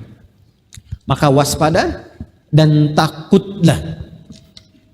An-nar dengan neraka, yang membakar. Harus ada muncul kalimat membakarnya itu. Ya. Atau kalau mau diganti dengan yang lebih dahsyat mendalam, yang menghanguskan. Ya. Fattaqun nar, dengan neraka yang menghanguskan. Rasanya ke jiwa beda nggak kalau disebutkan membakar dengan menghanguskan? Beda ya? Dari mana Ustadz mendapatkan kosakata menghanguskan? Buka An-Nisa dulu, lompat ke ayat 56. Coba lihat An-Nisa ayat 56. Quran surah 4. Quran surah 4, Quran surah 4 ayat 56. An-Nisa ayat 56. Paling kanan, agak ke atas sedikit. Ada? Innal ladzina kafaru bi ayatina sawfa nuslihim nara. Orang-orang yang ngeyel, yang ingkar, tetap ngeyel sampai wafat, diingatkan oleh kami dengan ayat-ayat kami. Dan di ayatina sawfa nuslihim nara. Nanti dengan keagunganku akan digiring tuh, ditarik ubun-ubunnya. Nusli itu ditarik gini. Jangan punya saya lah, tarik ya. Dicelupkan ke neraka. Ya, nusli itu tarik, dicelupkan. Pernah bikin teh celup gak? Oh, pernah bikin? Teh celup itu kan dimasukin, angkat gitu kan? Ya kan? Atau masukin utak gitu kan? Tapi kan yang seringnya masukin angkat kan? Sebab kalau diutak-utak kan gak enak rasanya kan? Bukan kopi kan? Teh kan? Kayak teh celup tuh masukin, angkat. Perhatikan. Kullama nadijat juluduhum baddalnahum juludan ghairaha liyadzuqul adab. Setiap celup hancur semua angus, termasuk kulit-kulitnya. Kenapa kulit ditekankan di situ? Karena kulit indera perasa yang paling peka. Jadi kalau kulit masih ada, dicambuk sakit. Tapi semakin terus dicambuk di titik itu, kulitnya terkelupas, sakitnya berkurang sakitnya. Mau coba? Makanya kalau dipukul di titik itu terus, itu apa tuh bahasa Ukrainanya? Baal, ya. Baal ya. Jadi dipukul itu rasanya berkurang kan? Terus berkurang kan? Makanya ketika dicelupkan angus, diangkat lagi, ditumbuhkan kulit baru lagi. Supaya setiap dicelupkan rasanya sama dengan yang pertama. Ya, seharinya kan 1000 tahun. Berarti 1 detiknya 48 hari. Kalau dihitung. Jadi kalau ada yang dicelupkan sedetik saja, rasanya sama dengan 48 hari. Angus. Karena itu kosakata an-nar, kalau dengar an-nar itu harus begitu memvisualisasikannya. Memahaminya demikian. Kalau cuma disebutkan neraka tanpa kita memahami seperti apa gambarannya gitu, nggak ada rasa kejiwanya. Neraka gitu ya. Akhirnya yang muncul yang aneh-aneh. Nggak apa-apa ke neraka juga. Ketemu teman-teman yang lain, banyak artis di neraka nih ya. Banyak public figure, banyak macam-macam. Itu kan kalimat-kalimat yang jadi candaan orang-orang yang memang mungkin belum merasakan bagaimana gambaran atau visualisasi yang ditampilkan dari neraka itu seperti apa. Ya, halo, ya sehingga muncul jok-jok yang tidak penting, yang menimbulkan kesan kadang-kadang menantang. Apa-apalah bang, paling sekarang neraka ada AC-nya, harus macam itu. Dan seharusnya itu tidak muncul gitu. Seharusnya tidak muncul. Maka penting digambarkan, kalimatnya penting dihadirkan. Saya kalau ngajar saat umrah, di umrah kita itu cuma 2. Satu umrah hamalatul Quran, penghafal Quran. Jadi sebelum umrah daftarnya bisa 6 bulan, setahun sebelumnya. Ngafal Quran sampai 30 juz. Setelah hafal, baru nanti distorkannya di sana. Masjid Nabawi dan Masjidil Haram. 30 juz. Ada yang kedua, namanya umrah napak tilas, sirah nabawiyah, napak tilas kehidupan Nabi. Kita jelaskan. Di Mekah Nabi lahirnya di mana titiknya, berumah tangga di mana dan seterusnya. Saya ingin gambarkan begini, kalau kita dulu mendapatkan pengajaran, Nabi menerima wahyu di mana? Gua Hira. Kan sebatas jawaban cuma Gua Hira kan? Pernah enggak menggambarkan Gua Hira itu letaknya dari rumah Nabi berumah tangga ke Gua Hira itu berapa jauh? Berapa jaraknya? Berapa bukit? Medannya seperti apa? Itu kalau kita pernah ke situ, kemarin saya ajarkan teman, ada sebagian teman yang langsung ke situ datang, ingin merasakan, cuman pakai mobil. Itu lewat 5 bukit dulu, lewat 5 bukit. Kadang kalau badai bagaimana, badai pasir, nyampe situ, bagaimana medannya, itu baru sampai bawah, kurang lebih sampai 7 kilo, ke atasnya kan 700 meter lagi. Makanya dari situ muncul hadis-hadis, orang mukmin yang kuat lebih dicintai sisi Allah dan Rasulnya dibandingkan mukmin yang lemah. Ada hadis tentang olahraga, gitu kan? Dari situ, karena memang ada tuntutan kehidupan itu membutuhkan kekuatan fisik yang matang. Ya, jadi kita kalau gali asbabul wurudnya, kita mengerti hadis ini begini kaitannya. Ini seperti, ya nanti ada yang visi yang panjang. Pernah dengar hadis ini? Allimu auladakum sibahata was-simayah wardimaya. Pernah dengar hadis itu? Mungkin belum pernah, tapi terjemahannya pernah. Ajarkan anak-anakmu berenang dan memanah. Halo? Berenang di padang pasir mau di mana, Joni? Tapi kan itu visioner. Olahraga yang sekiranya bisa menyehatkan bagian-bagian tubuh. Kalau itu di riset, di renang itu ada apa sih? Apa yang disupport di situ? Apa yang distimulasi di situ? Otot mana saja yang bagus? Lalu dari situ munculkan lagi olahraga yang serupa, menghidupkan substansi yang sama. Mungkin muncul, mungkin pingpong, mungkin futsal, mungkin basket, mungkin macam-macam. Itu risetnya. Balik ke sini, ya.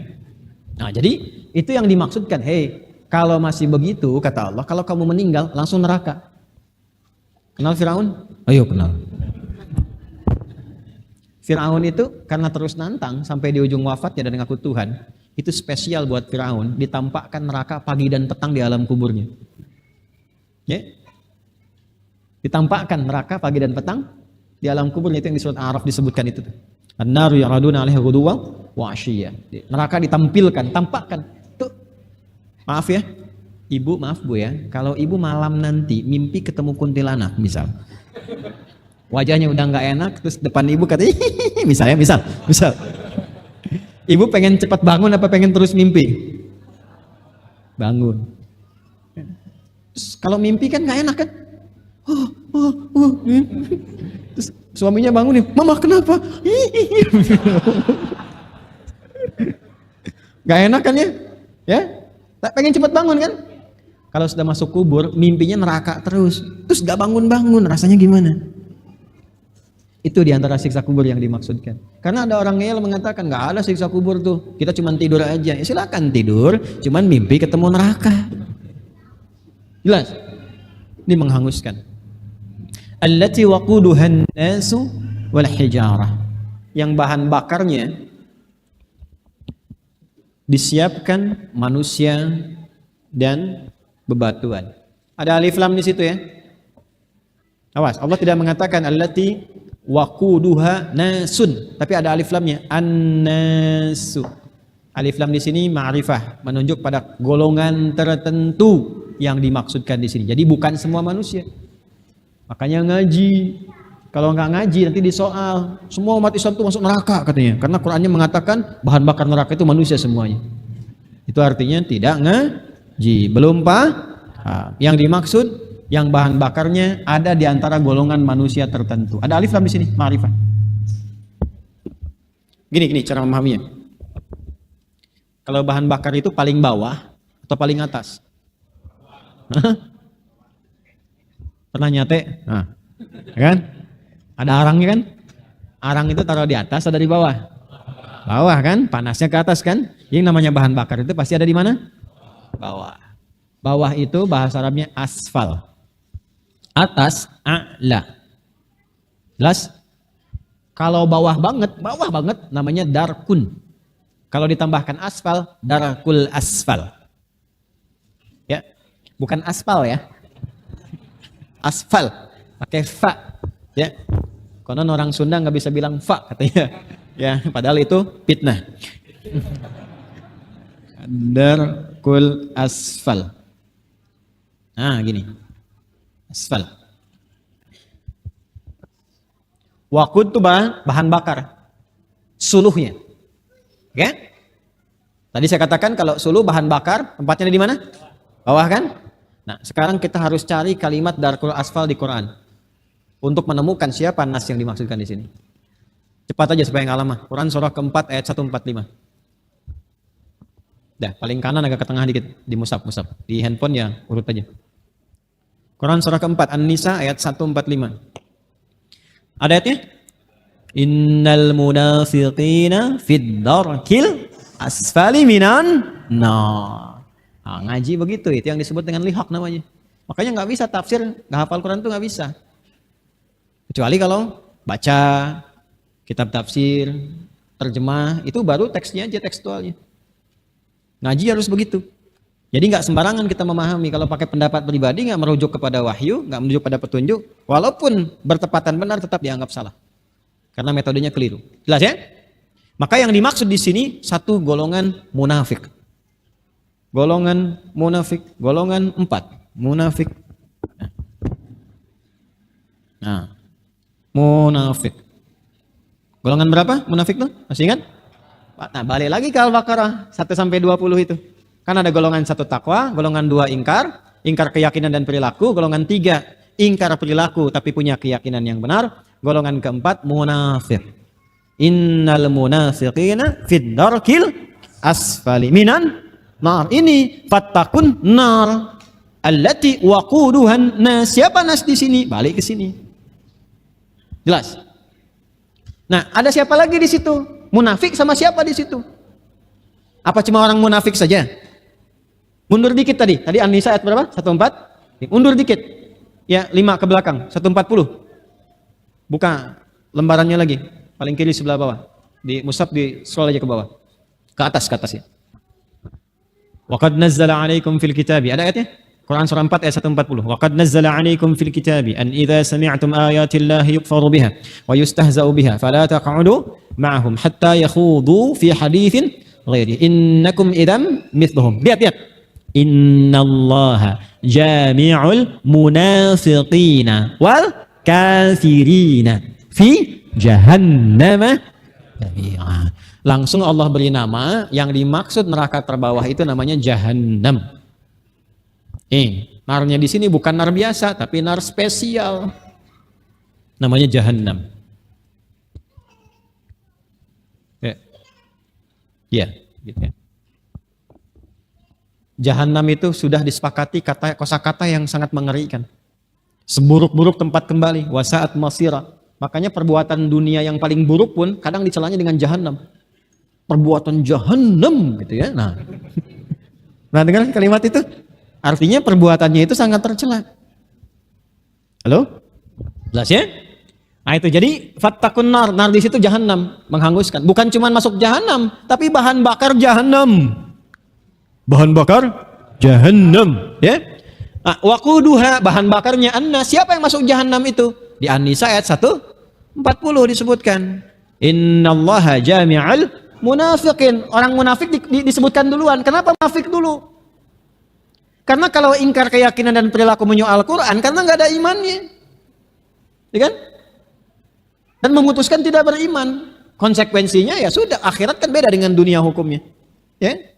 Yang ini mengaku beriman, tapi yang paling luar biasa buruknya, dia malah menyoal imannya sendiri dan keimanan orang lain. Mengaku beriman dan merendahkan keimanan itu, serta melecehkan keimanan orang yang beriman. Paham nggak? Di perilakunya itu akan sangat membahayakan. Membahayakan bagi siapa? Bukan hanya untuk dirinya, tapi juga membahayakan keyakinannya. Ya, orang munafik itu, maaf ya, kalau tidak beriman menyoal orang beriman, kita bisa katakan belum kenal, belum beriman. Tapi orang munafik, dia mengaku beriman, gaul dengan orang yang belum Islam, menjelek-jelekan Islam. Dan orang itu mengatakan, ini orang Islamnya aja udah mengatakan jelek nih tentang Islamnya, sehingga menutup peluang boleh jadi orang itu untuk mendapatkan hidayah. Makanya saya tuh paling keras sama paham-paham liberal itu. Termasuk keras saya itu. Sama pahamnya ya, bukan orangnya. Kalau orang kan kita doakan, kita tuntun dengan argumentasi yang benar. Karena bahayanya luar biasa. Pluralisme agama itu bahaya sekali. Pluralitas boleh, pluralisme nggak boleh. Orang mau datang, mau masuk Islam, dibilang untuk apa? Semua agama sama, menuju pada Tuhan yang sama, cuma caranya beda-beda. Dia menghambat orang lain untuk mendapatkan hidayah. Ada orang kena LGBT, homo, mau taubat. Itu adalah fitrah yang melekat kepada kamu. Memang kamu tercipta untuk menjadi homo. Wah itu bahaya itu. Bahaya. Sebab maaf ya, dia tidak sadar bahwa dia pun terlahir dari seorang ibu. Ya kan? Yang berpasangan dengan ayah. Itu yang ingin kadang-kadang saya penting untuk tegaskan. Jadi mohon maaf kalau masalah akidah itu saya tegas. Bukan keras tapi tegas. Ya, karena itu yang sangat menentukan di akhir kehidupan. Ini. Jadi yang dimaksud nas di situ, yang pertama orang munafik, yang kedua orang-orang ingkar yang dengan pengingkarannya itu menyoal, merendahkan, melecehkan dan menghadirkan permusuhan. Itu kerak neraka yang paling dalam. Jelas? Oke. Hati-hati kalau tidak disebutkan siapa dan kapan, berpotensi terjadi di setiap masa. Ada sekarang orang yang mengaku muslim merendahkan orang Islam yang lain? Nah, maka ayat ini berlaku. Mau sampai kapan begitu? Taubat. Taubat. Bagaimana kalau wafat ketika sedang mencela? Bikin status melecehkan orang, melecehkan Quran, melecehkan tafsir, tinggal tidur. Tidur untuk selamanya misalnya. Maka tertidur dalam keadaan berbuat yang terancam pidananya. Pasalnya ya surat Al-Baqarah, pasalnya ayat 24, junto kiri paling bawah. Ancamannya neraka jahanam, gak main-main. Wal hijarah, dan bebatuan. Batu di situ apa maksudnya? Apa semua batu masuk neraka jahanam? Tidak. Ada batu yang bertasbih kepada Allah. Di Al-Baqarah ayat 74. Kita masih 24 ya, sabar 50 ayat lagi tuh. Al-Baqarah ayat 74 paling kanan di pertengahan. Ada? Ayo buka dulu. Ada? Thumma qasat ada. Thumma qasat qulubukum min ba'di dzalika fahiya kal hijarati aw ashaddu wa inna minal hijarati lama wa inna minal hijarati lama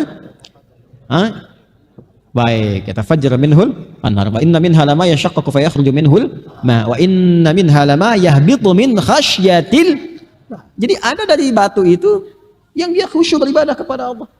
Ada yang diperintahkan untuk jatuh, diperintahkan untuk mengeluarkan air, keluar air dengan izin Allah.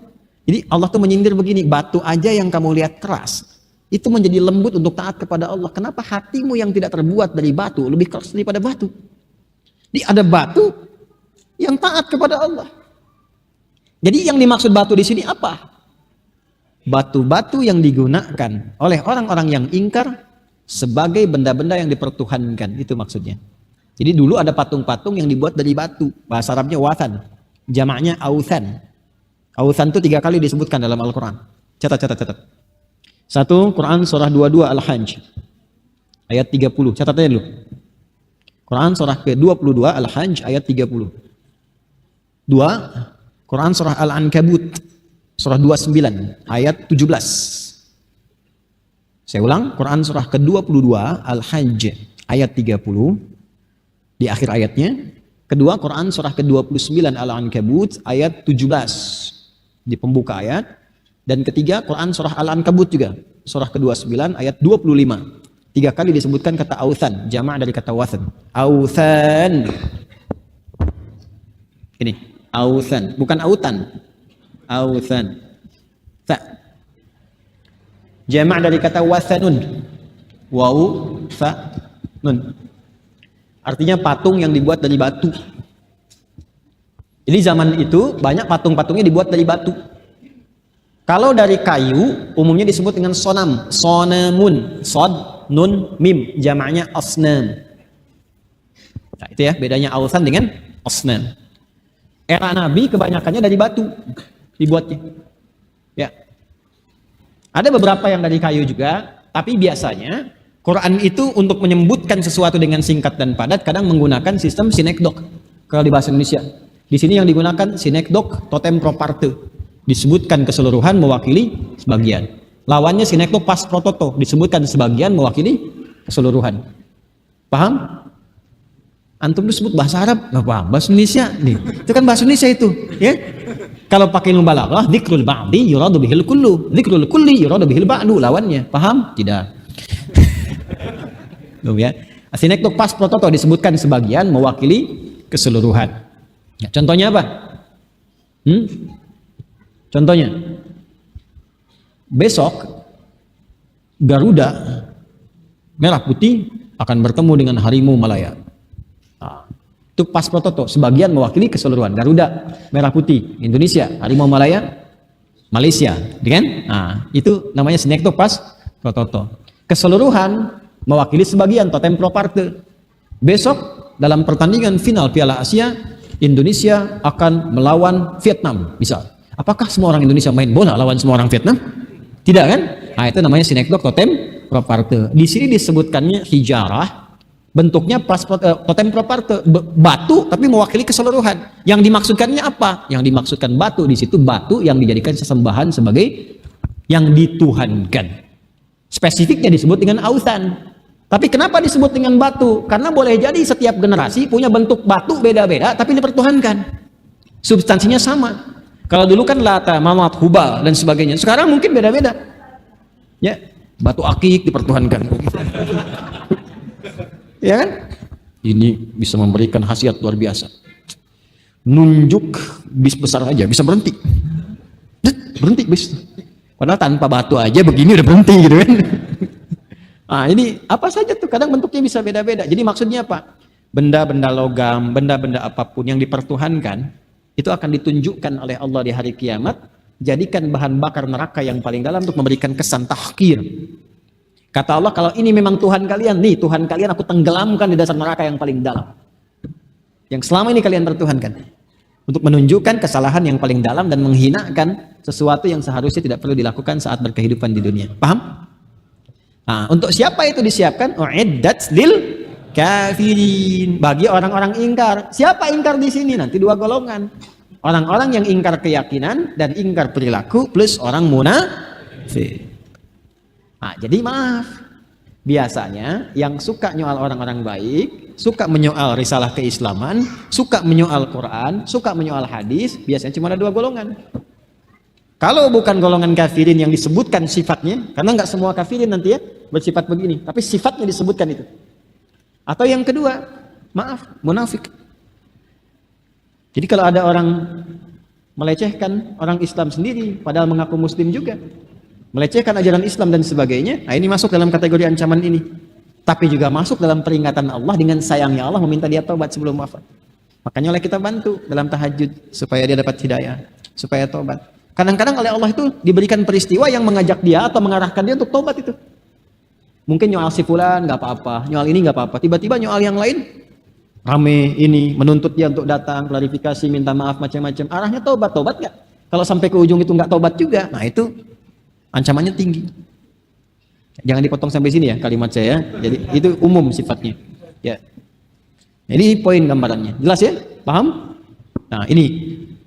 Jadi kalau sudah ada ancaman begini, saya ingin katakan ya, saya ingin tanyakan dulu. Kira-kira Allah itu sayang nggak? Pasti sayang. Kalau nggak sayang, nggak mungkin diingatkan. Makanya orang tua itu kalau sayang, kalau mengingatkan anak, bahkan kadang marah-marah karena sayang kan? Apalagi ibu kan? Ibu itu karena pernah mengandung anak dalam rahimnya, saking sayangnya diingatkan. Kadang marahnya itu keluar itu karena cintanya. Itu ibu yang punya rahim. Sekarang Allah yang punya sifat rahim itu, pemilik dari semua rahmat. Makanya kalau Allah terlihat mengingatkan kita atau mengancam, itu karena sayang. Yang paling durhaka itu hamba yang disayang Allah masih menolak sayangnya Allah. Mau disayang kok ditolak gitu. Ya, dan yang mau menyayang itu yang menciptakan ya. Itu gambarannya, itu yang harusnya membawa kita untuk bertaubat ke hadapan Allah Subhanahu wa taala. Nah, biasanya begini, kalau ada orang ingkar seingkar-ingkarnya, tetap ingkar, ancamannya tinggi. Tapi saking kasih sayangnya Allah, jika ada orang yang dengan itu bertobat dan memperbaiki diri, maka balasannya pun istimewa. Balasannya istimewa. Karena itu kalau ada orang sadar diingatkan dengan ayat 24 ini dan dia beralih beriman dan mengkreasikan diri dengan iman untuk beramal soleh, maka Allah berikan berita gembira kepadanya tanpa dia harus menunggunya. Maka turunlah ayat 25 itu menjawab gambaran dari orang-orang yang ingin kembali kepada Allah. Wabasyiril ladzina amanu wa 'amilus salihati anna lahum jannatin tajri min tahtihal anhar. Kullama ruziqu minha min thamaratir rizqa qalu hadzal ladzi ruziqna min qabl wa utu bihi mutasyabiha lahum fiha azwajum mutahharatu wa hum fiha hafal tuh ya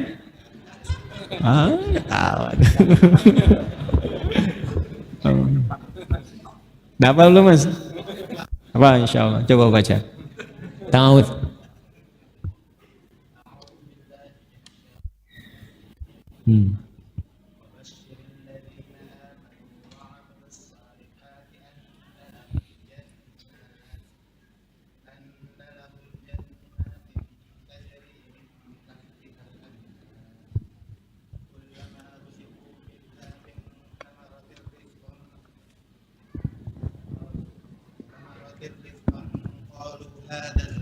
ruziqna min qablu wa utu bihi mutasyabiha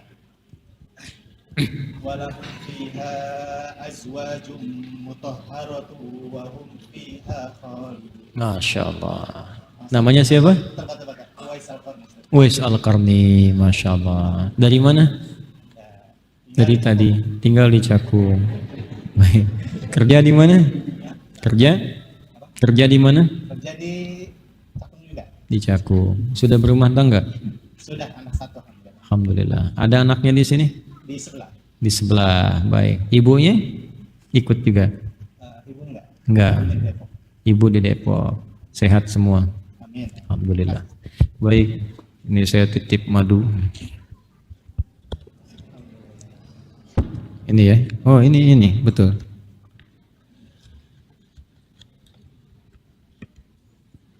Ini ya. Antum cari di toko nggak akan ada. Saya titip ya. Tolong Mas ke belakang. Jazakallah khair. Ya, sebentar, titip kasihkan panitia di belakang. Ya, buat antum ya sama anaknya biar semangat lagi insyaallah belajar. Baik. Hafal insyaallah. Baik, itu password untuk pekan berikutnya ya. Al-Baqarah ayat 25. Baik. Informasi yang akan disampaikan yang pertama, masih dibuka penerimaan untuk santri Mira yang di pesantren. Jadi dibukanya 2 tahun sebelumnya. Diseleksi hanya diterima 40 orang. Insya Allah sampai akhir bulan ini. Jadi kalau ada anak bapak ibu atau cucunya yang ingin ikut, silahkan didaftarkan. Nanti tesnya saya sendiri yang akan mengetes secara langsung. Itu satu. Silahkan kalau mau tanya informasi, langsung ke Quantum Akhir Institute saja, atau masuk ke Akhir Center untuk menanyakan. 2. Mira, yang pesantren virtual, kemarin sudah kita siapkan, hanya ada beberapa agenda yang bersamaan. Insya Allah kita akan mulai, mudah-mudahan tidak ada halangan di hari Senin ya. Dan bulan depan itu ada offline pilihan yang sudah terdaftar. Kita akan coba cek lagi daftar pesertanya. Offline pilihan itu nanti sudah mulai sesuai profesi. Kita turunkan kurikulumnya. Mudah-mudahan nanti ada kesesuaian waktunya. Informasinya tinggal masuk ke UAH Corner, nanti tinggal dilihat di situ. 3. Teman-teman kemarin mungkin sudah lihat bahwa pesantren sudah peresmian pembangunannya. Bukan meresmikan pesantrennya, itu meresmikan pembangunannya. Insya Allah kita berharap tahun depan itu sudah selesai masjid dan tempat belajar.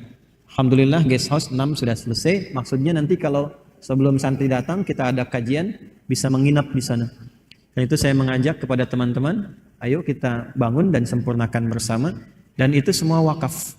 Saya tidak memiliki satu aset sedikit pun di situ. Dari suratnya sudah wakaf.